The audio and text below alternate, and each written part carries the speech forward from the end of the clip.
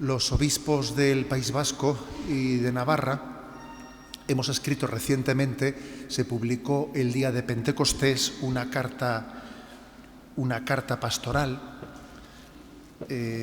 titulada «Me enseñarás el camino de la vida». Es del Salmo 15, en torno a los desafíos contemporáneos de la educación.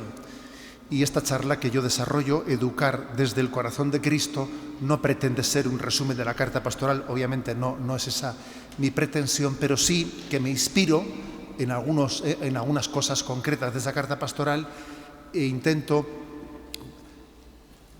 intentar extraer, ¿no?, unas claves de cómo es la educación desde el corazón de Cristo. ¿Cómo educar desde ese corazón de Jesús? En primer lugar, quisiera hablar de la pedagogía de Jesús. Sí, Jesús es el paradigma de la educación, del educador. Quizás no hemos pensado nunca en eso.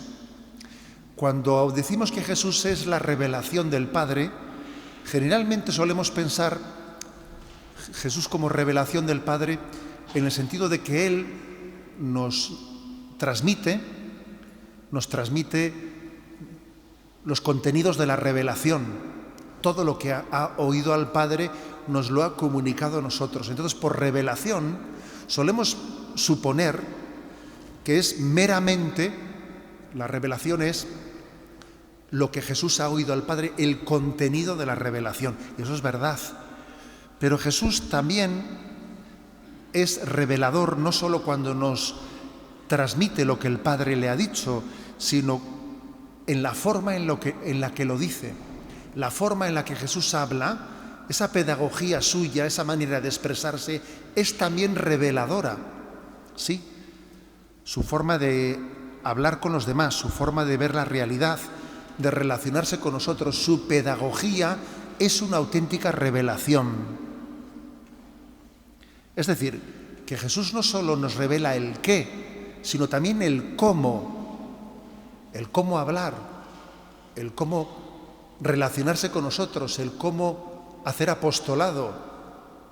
Es un auténtico pedagogo, el cómo educar a los niños. Jesús nos enseña en el Evangelio, si lo leemos atentamente, cómo educar a los niños, cómo educarnos todos nosotros.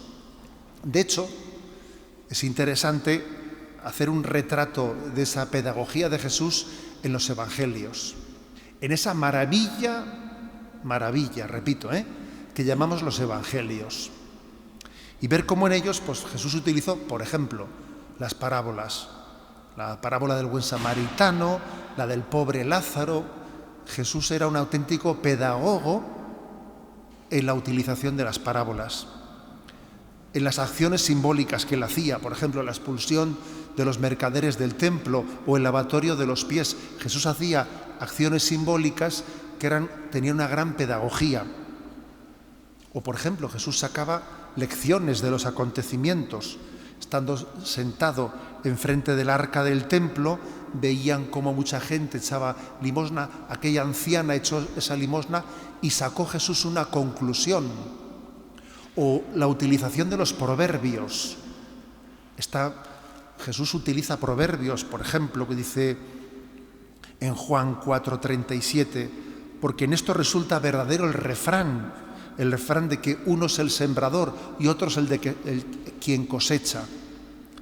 O las paradojas, por ejemplo, la de las bienaventuranzas. Bienaventurados los que lloran, porque serán consolados. O las hipérboles, si tu ojo te hace caer, sácatelo. O las similitudes o las alegorías. ¿A qué es semejante el reino de los cielos? ¿A qué lo compararé? A un grano de mostaza. Hasta el sentido del humor también. Hay sentido del humor por parte de Jesús en el Evangelio, cuando dice: déjame sacar la brizna de tu ojo, pero primero sácate la viga del tuyo. El Evangelio está lleno de expresiones que son propias de alguien que es el paradigma de la educación, de saber educar a los demás, de saber no solo decir cosas verdaderas y hermosas, sino decirlas de una manera muy pedagógica, muy adecuada. Por ejemplo, las preguntas que Jesús hace en los evangelios. Están los evangelios llenos de preguntas con gran pedagogía. ¿Quién dice la gente que soy yo? ¿Y vosotros quién decís que soy yo? Pedagogía también la de Jesús, no solo en las formas de hablar, sino en los acentos que hace. Por ejemplo, un detalle de la pedagogía de Jesús. Jesús, antes de dirigir su palabra a quienes vayan a escucharle, primero ha orado por ellos al Padre. Sí, lo vemos en determinados momentos del Evangelio. Antes de hablar a los hombres de Dios, primero Jesús ha hablado a Dios de los hombres. Forma parte de su pedagogía. O Jesús tiene una pedagogía también, digamos, de la gratitud o del agradecimiento. Enseña a ser agradecido, sensible. Es una auténtica enseñanza la de Jesús. Educar es hacer caer en cuenta de que estamos rodeados de los dones de Dios y que tenemos que ser agradecidos. También Jesús es el gran pedagogo de la humildad y de la sencillez, cuando pone en medio a un niño y dice: el que no tenga este corazón de niño tendrá que aprender de él. Si no sois como ellos, no entraréis en el reino de los cielos. Jesús es el paradigma de la pedagogía, y su pedagogía tiene una clave. La pedagogía de Jesús tiene la siguiente clave. Él intenta educar desde dentro hacia afuera, primero cambiando el corazón y luego, después de haber cambiado el corazón, transformando las obras. Él llama la atención sobre una falsa pedagogía, que es la que cuida de las obras externas, pero en realidad no ha conseguido cambiar el corazón. Se dice que la pedagogía de Jesús es más centrífuga que centrípeta, es decir, comienza cambiando el corazón en la conversión y desde ahí se transforman las obras exteriores. Jesús no comienza de fuera hacia adentro, sino de dentro hacia afuera. Es la clave de la pedagogía de Jesús. Todavía diría que hay una clave mayor, que es el hecho de que Jesús no solo es pedagogo, sino que Él es el modelo a imitar. Es el modelo a imitar. Solo Él puede decir: aprended de mí, que soy manso y humilde de corazón. Porque Jesús no solo tiene la pedagogía, sino que es el modelo de quien tenemos que aprender. Estamos llamados a ser un nuevo Cristo, un nuevo Jesús para la vida del mundo. Y este mundo, nuestra cultura actual, necesita modelos de identificación, y ese es Jesús, el único a quien podemos imitar, a quien podemos seguir, sin riesgo ninguno de despersonalizarnos o sin riesgo alguno de idolatría, porque es el verdadero Dios. Pues bien, siendo Jesús el gran pedagogo, voy a intentar desarrollar 5 claves del reto educativo desde el corazón de Jesús, que son las siguientes. La primera clave del reto educativo es el equilibrio afectivo. Importantísimo para poder educar. El equilibrio afectivo de la persona a la que dirigimos una educación. Por ejemplo, ¿alguien se atrevería a hacer una estadística sobre la incidencia del fracaso matrimonial en el fracaso escolar de los niños? Seguro que habrá una incidencia grandísima. Sin un equilibrio afectivo es imposible la educación, muy difícil la educación. El equilibrio afectivo solo puede alcanzarse desde la experiencia de ser amado incondicionalmente y de forma estable. Y hay que decir que hoy en día se habla mucho de la emergencia educativa, del fracaso educativo. Sale el informe PISA y se dice cómo España pues está en el ranking de los parámetros de la educación en no muy buena posición y que hay un fracaso educativo, y es verdad, emergencia educativa, pero quizás pocos se dan cuenta que detrás de esa emergencia educativa se esconde una emergencia afectiva. Si no hay un equilibrio afectivo, la educación es imposible, es pedirle peras al olmo. Solo cuando tenemos la firme convicción de un amor incondicional, de que somos amados, de que pisamos un suelo firme en el amor de la familia, solamente así es cuando uno puede dar lo mejor de sí mismo y puede sacrificarse, solamente así. Nuestras heridas afectivas pueden estar haciendo imposible recibir muchos contenidos educativos, cosas buenas que se nos dicen, pero que hay una herida de fondo que no permite recibirlas. Y fijaros bien, las heridas afectivas solo las puede curar el corazón de Cristo. Solo las puede curar el corazón de Cristo. Porque el corazón humano, el corazón del hombre, no es de quien lo rompe, sino de quien lo repara. Nuestro corazón no es de quien lo ha roto. Tenemos el corazón roto por muchas personas que nos han fallado. Pero tu corazón no es de quien lo rompió. Tu corazón es de quien lo ha reparado, que es el corazón de Jesús. Eso es básico, ¿no? Alcanzar ese equilibrio afectivo para que la educación sea posible. Afianzarnos en la conciencia de que somos amados por Jesús. ¿Es que puede una madre olvidarse del fruto de sus entrañas? ¿Es que puede llegar a ocurrir eso?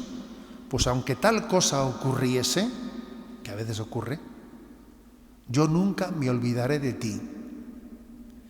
Ese versículo de Isaías es el que tiene que fundar la educación, porque posibilita el equilibrio afectivo.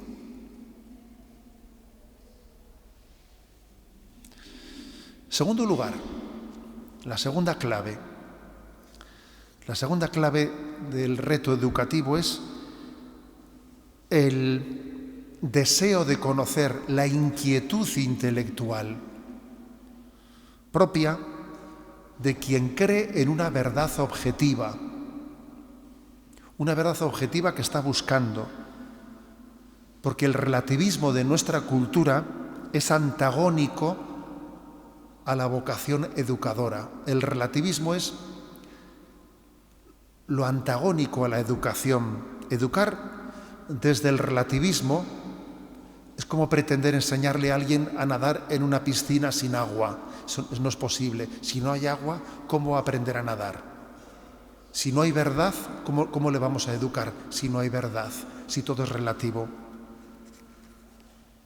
Por eso, digamos que la inquietud intelectual, el deseo de saber, solamente tiene sentido cuando creemos en la existencia de una verdad objetiva. El relativismo hace imposible la filosofía, la ética, en definitiva, la educación, aquella poesía de Campoamor que dice, ¿no?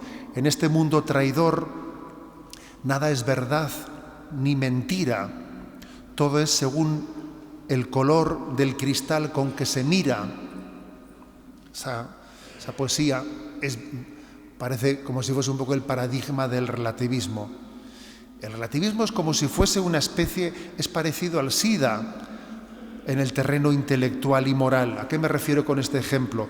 Es una especie de inmunodeficiencia mortal para la inteligencia y para la conducta. Es como si el relativismo nos quitase a nosotros el deseo de saber, el deseo de conocer. Y ojo, ojo, porque ese relativismo que invade mucho nuestra cultura puede tener que ver mucho con las heridas afectivas a las que me he referido antes. Sí, el relativismo a veces nace de una especie de hipertrofia sentimental del yo.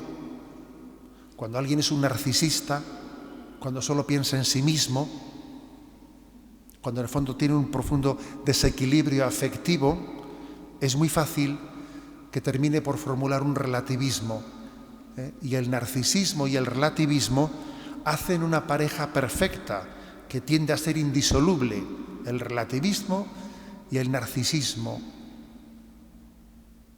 Una pareja que parece indisoluble. Ese relativismo que se traduce en todo vale,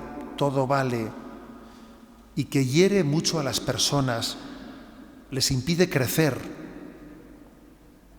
Ojo, porque a veces el relativismo utiliza disfraces. Hoy en día el relativismo utiliza disfraces para pasar desapercibido, y un disfraz del relativismo suele ser la tolerancia.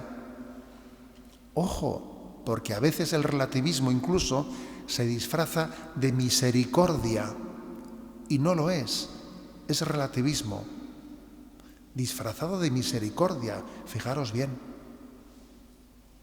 Y la trampa de nuestra cultura ha sido hacernos creer que el pluralismo, que tanto se invoca, ¿no?, la democracia, equivale al relativismo, y no es lo mismo, no es lo mismo. Y a veces incluso se califica de proselitismo al simple espíritu misionero. Y es una deformación de la realidad. Pues bien, Jesús, en el Evangelio, el corazón de Jesús es el antídoto del relativismo. Jesús es el quien cree en la verdad, quien dice: yo soy el camino, la verdad y la vida. ¿Os habéis fijado cuántas veces dice Jesús en el Evangelio: en verdad os digo? Jesús es un enamorado de la verdad. Él dice: he venido para dar testimonio de la verdad. Padre, santifícalos en la verdad, tu palabra es la verdad. Y cuando Pilato le dice: ¿y qué es la verdad?, Jesús permanece en silencio, testimoniando que la verdad es una persona, es Él. Por eso, fijaros, el segundo reto de la educación es creer en la verdad y educar en la capacidad de conocerla, de crecer en ese deseo de ir conociendo una verdad que en el fondo no la conoceremos plenamente hasta que no nos unamos con Dios, porque Dios es la verdad absoluta. Y nos ha hecho con capacidad de conocerle, hambrientos de Él. Nos hiciste, Señor, para ti, y estamos hambrientos de verdad, hambrientos de la verdad que es Dios. Por lo tanto, la primera clave de la educación, he dicho, el equilibrio afectivo. El tener la conciencia de ser amado incondicionalmente, lo cual da una gran estabilidad interior. El segundo, creer en la verdad y tener deseo de conocerla. La tercera clave para la educación es la fortaleza interior. Capaz de sufrir frustraciones sin venirse abajo, capaz de afrontar problemas sin ser vulnerable ante ellos, ¿no? Porque un drama de nuestras generaciones, de las nuevas generaciones, bueno, y no hay tanta diferencia hoy en día entre las generaciones, un drama del nuevo momento cultural es que somos muy vulnerables, somos muy blandos. Cualquier problema nos hunde. Y es muy importante la fortaleza, porque las metas no suelen alcanzarse inmediatamente y sin problemas, sin cruces. Las metas suelen tener un recorrido largo. Y gana el que persevera. Triunfa el que aguanta, el que tiene perseverancia. Luego la fortaleza interior es importantísima. Y un drama de nuestra nueva cultura, es la debilidad interior. ¿Qué debilidad tenemos, no? Comparando muchas veces con la fortaleza de nuestros mayores. Entonces a mí me llama profundamente la atención, ¿no? Comparar la debilidad de las nuevas generaciones con la fortaleza que han tenido nuestros padres. Es una diferencia pasmosa. Quizás porque hemos crecido en un ambiente en que todo se nos ha dado hecho. Creo que es importante distinguir entre tener fuerza y tener fortaleza. Hay gente que tiene fuerza pero no tiene fortaleza. Se requiere más fortaleza para ser manso que para ser un osado. Se precisa más fortaleza para dominarse a sí mismo que para dominar a los demás. Ojo, que a veces los hombres, los varones, solemos tener más fuerza física que las mujeres. Ahora, ¿tenemos más fortaleza? Por ejemplo, en los hombres hay un índice de suicidio muy superior en los hombres que en las mujeres, lo cual quiere decir que tienes menos fortaleza, tienes menos capacidad de aguantar las contrariedades de la vida. Una cosa es tener fuerza y otra cosa es tener fortaleza, fortaleza interior, para poder sobrellevar tantos reveses de la vida, ¿no? Recuerdo una cita de nuestro Papa emérito Benedicto XVI que nos dirigió a los obispos. Yo entonces ya era obispo y no lo olvidaré nunca, ¿no? Decía: el obispo ha de ser valeroso, y ese valor o fuerza no consiste en golpear, sino en dejarse golpear y enfrentarse a los criterios y opiniones dominantes, en tener fortaleza y no saber remar en contra de corriente y no venirse abajo. Y eso se aplica a todas nuestras vidas, ¿no? La mayor muestra de fortaleza es la paciencia. La paciencia con uno mismo y con los demás, pero con uno mismo lo primero, Educar en la fortaleza es educar en la paciencia. Y la paciencia es hija de la esperanza y madre de la perseverancia. Pero sin embargo, fijaros que estamos en una cultura en la que nos hemos acostumbrado a alcanzar todos nuestros caprichos inmediatamente. Eso que veo, eso que quiero. Y enseguida satisfacer mis deseos y no tener perseverancia y no tener fortaleza. Y eso es un drama para la educación, un drama. Pues bien, el corazón de Jesús nos educa en la fortaleza interior. Jesús no se bajó de la cruz, como decía nuestro querido San Juan Pablo II. Padre, si es posible, que pase de mí este cáliz, pero que no se haga mi voluntad, sino la tuya. Jesús nos enseña que es abrazar la cruz, nos enseña que es tener la fidelidad al santo clavo. Yo recuerdo que nuestro director espiritual en el seminario nos decía eso: tenéis que tener devoción al santo clavo, nos decía. Pues ya te puedes imaginar qué significa eso, ¿no? Diciendo, aquí hay que saber, devoción al santo clavo.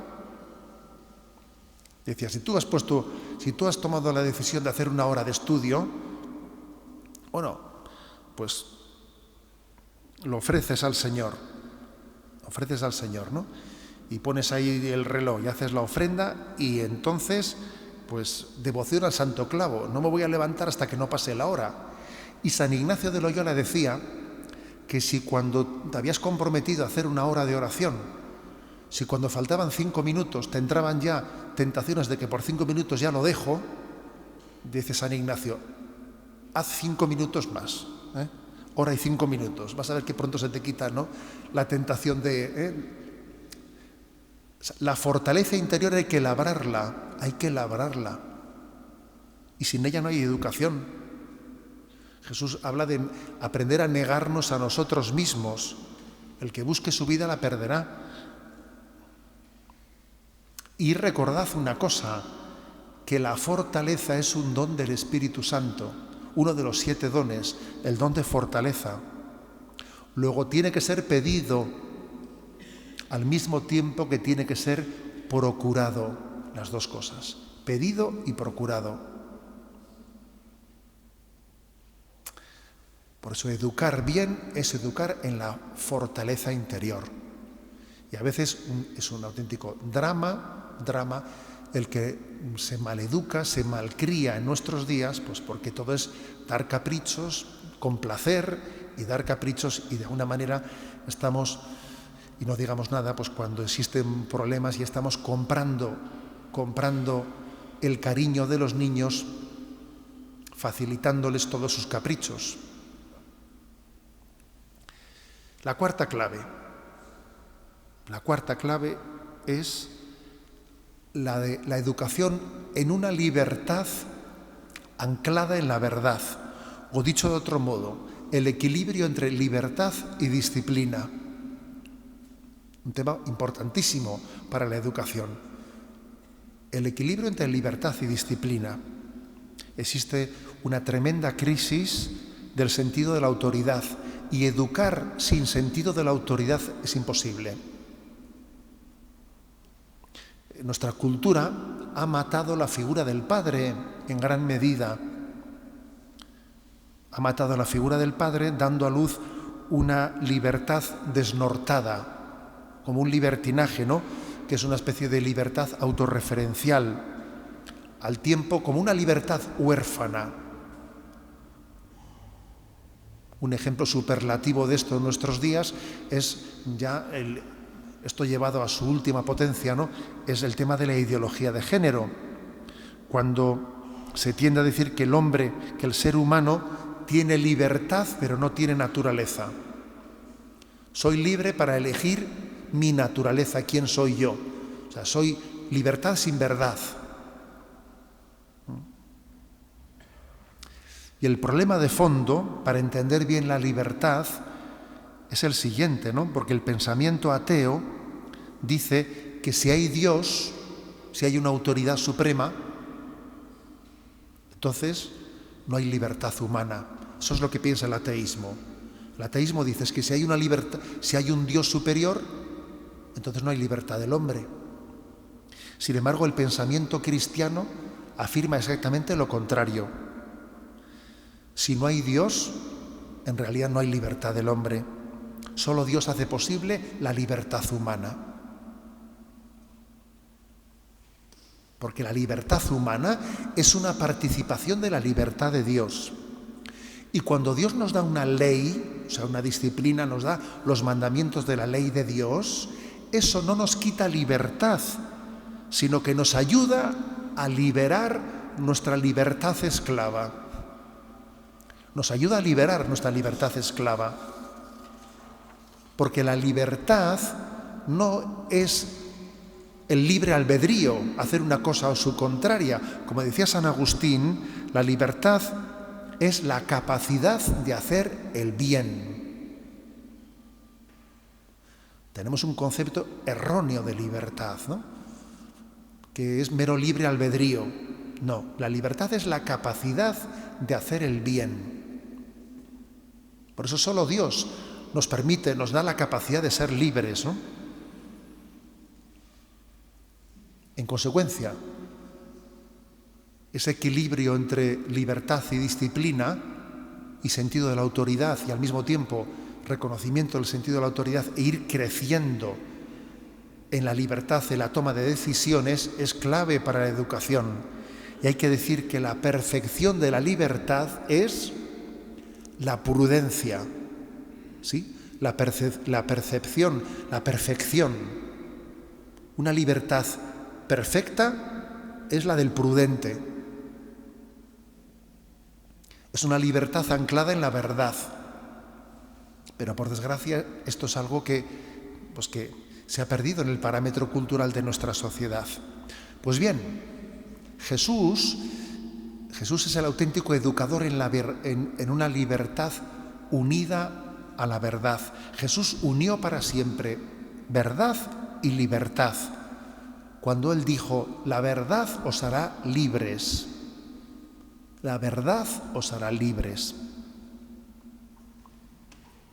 Solo por la gracia del Espíritu Santo se puede solucionar el conflicto entre libertad y obediencia.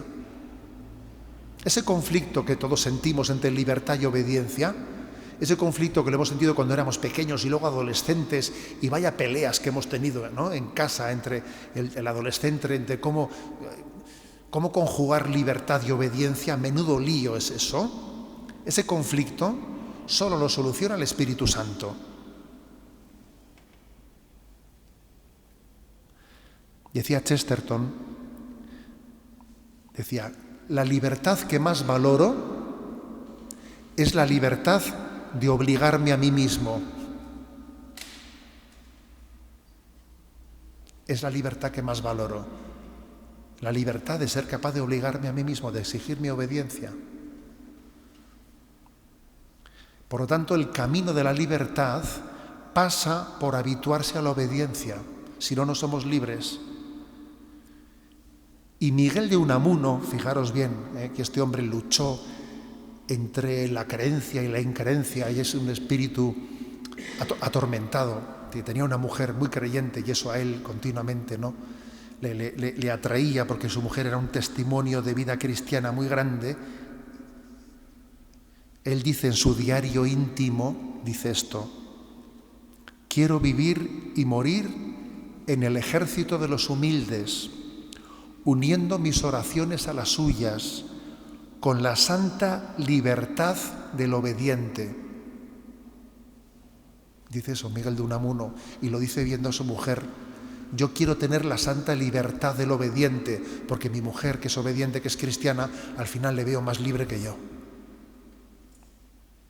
La mujer más libre del mundo ha sido la que dijo que era la esclava del Señor, fíjate tú.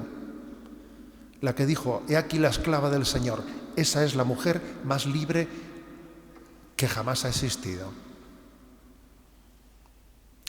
Luego, es importante, es necesario la educación en el corazón de Jesús para educar bien en la libertad y para insertar libertad y verdad.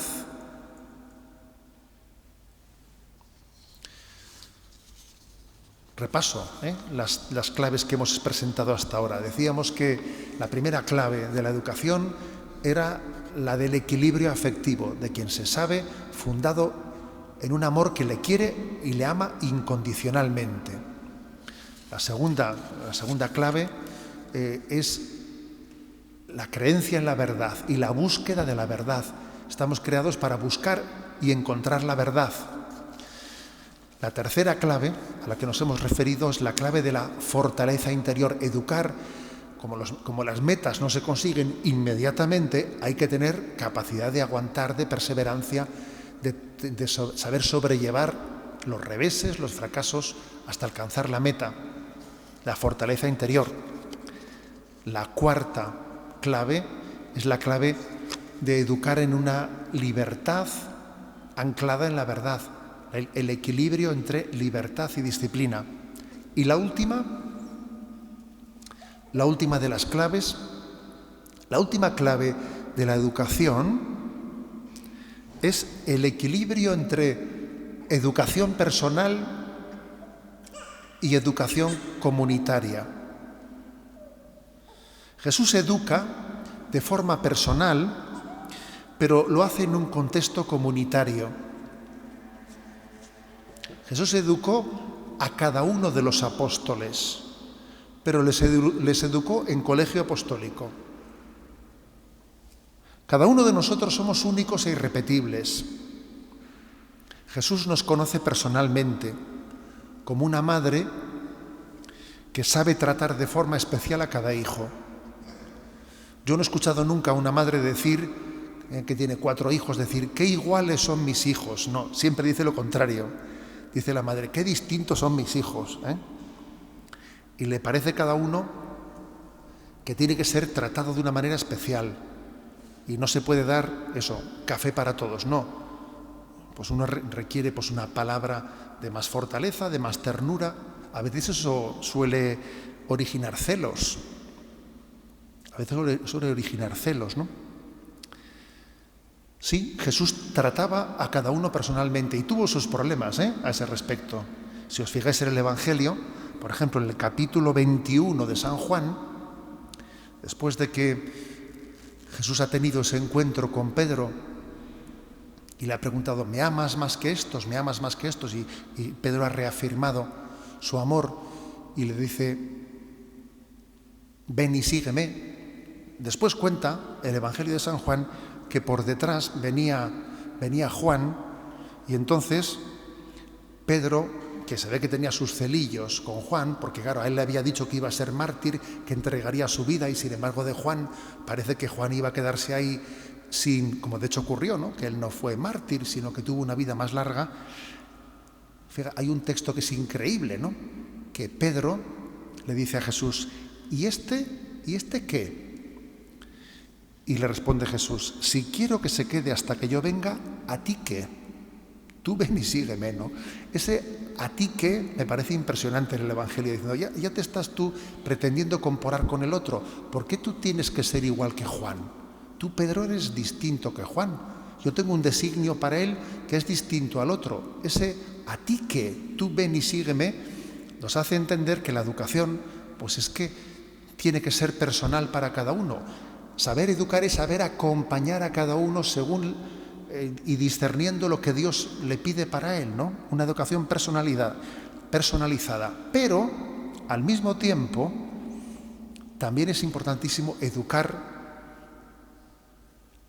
en un contexto comunitario, sin caer en singularismos, aprendiendo a ser uno más. Sí, aprendiendo a ser uno más. Sin pretender ser siempre el especial. Por ejemplo, cuando uno lee la regla de San Benito, el capítulo 71 de la regla de San Benito tiene un pasaje que es buenísimo, ¿no? Él habla de los grados de humildad y los grados de soberbia. Y advierte San Benito sobre las tendencias de soberbia. Y dice que una tendencia de soberbia, creo que es la cuarta, son 12 las que él señala. Él dice, una tendencia típica de soberbia es la del monje o la del novicio que pretende ser siempre el especial, que él nunca se va a poner en las normas de los demás. No, es que yo soy distinto, es que yo siempre tengo que tener una excusa para que yo tengo que tener una especie de permiso aparte de los demás, ¿no? Y San Benito dice, ponte en la fila con todo el mundo, aprende a ser uno más. Ojo con la tentación del singularismo, ¿no? O sea, es importantísimo en la educación conjugar el saber educar personalmente a cada uno sin ser el niño especial, sino aprendiendo también a enseñar a ser uno más. Porque Jesús, él se puso en la fila, cuando fue a bautizarse en el río Jordán, se puso en la fila con los demás, en esa humildad de mezclarse entre todos, que es muy educadora y muy sanadora del narcisismo de nuestros días, de que cada uno pretenda ser el singular, el distinto, ¿no? Someterse a la regla común es sanador de esa tendencia narcisista.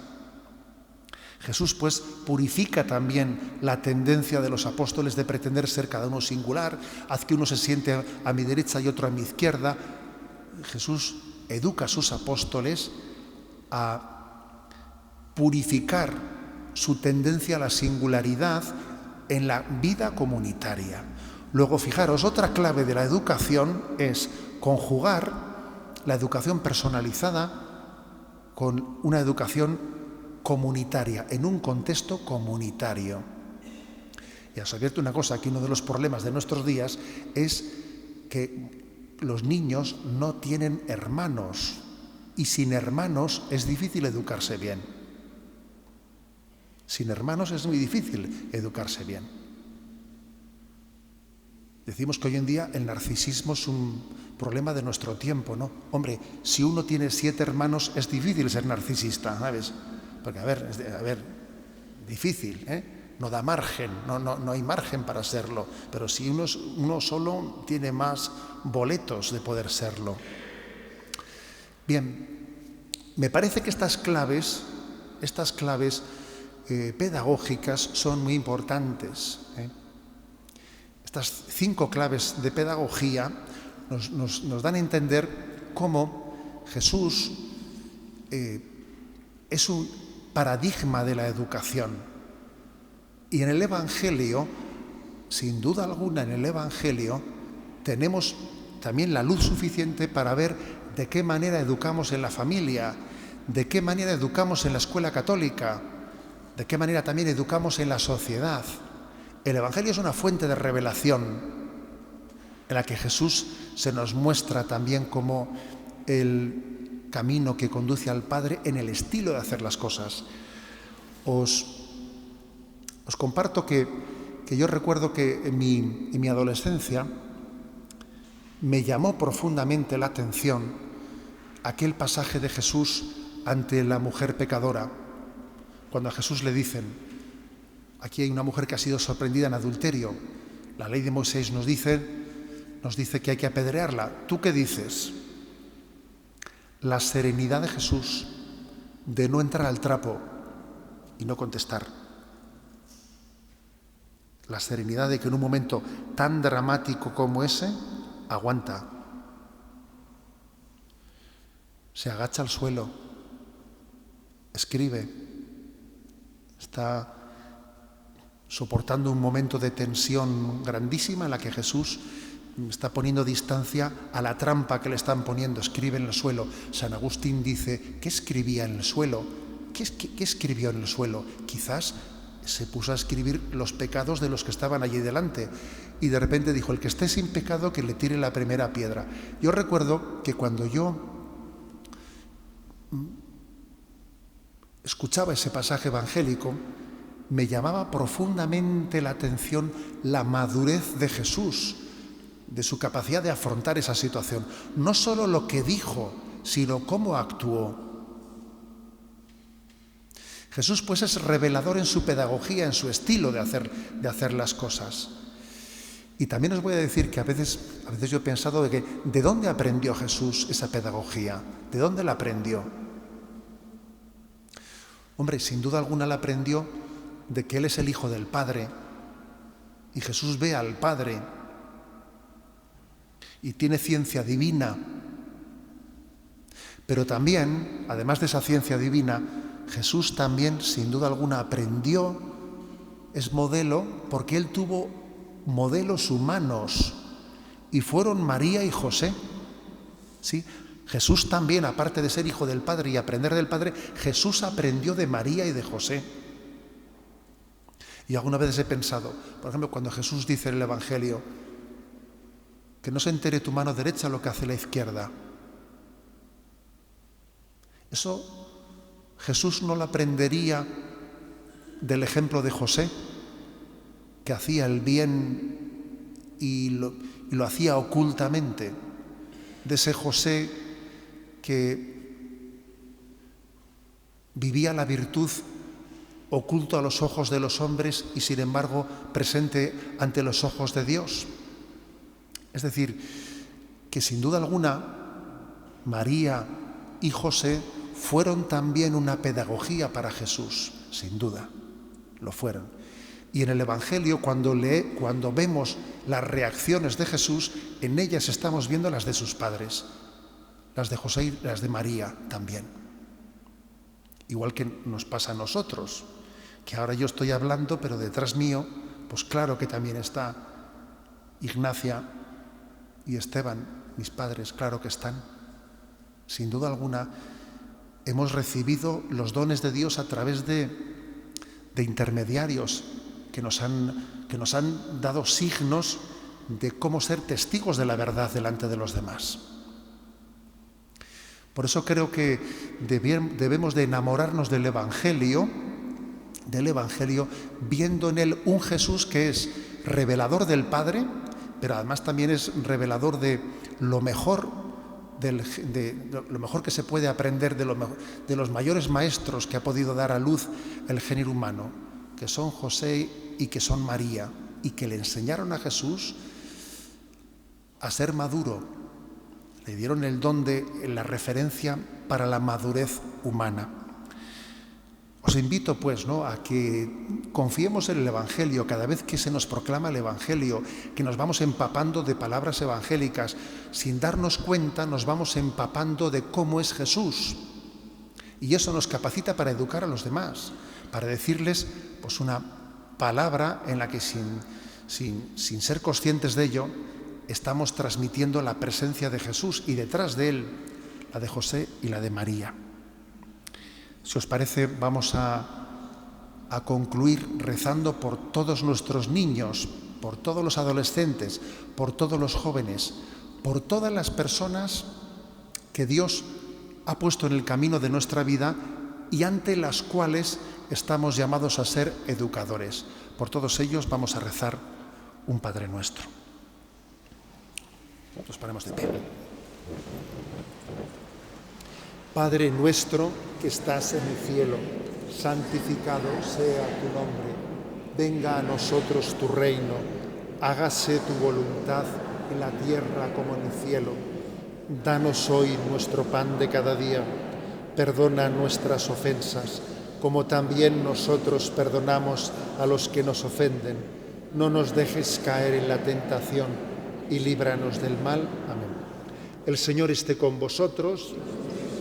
La bendición de Dios Todopoderoso, Padre, Hijo y Espíritu Santo, descienda sobre vosotros.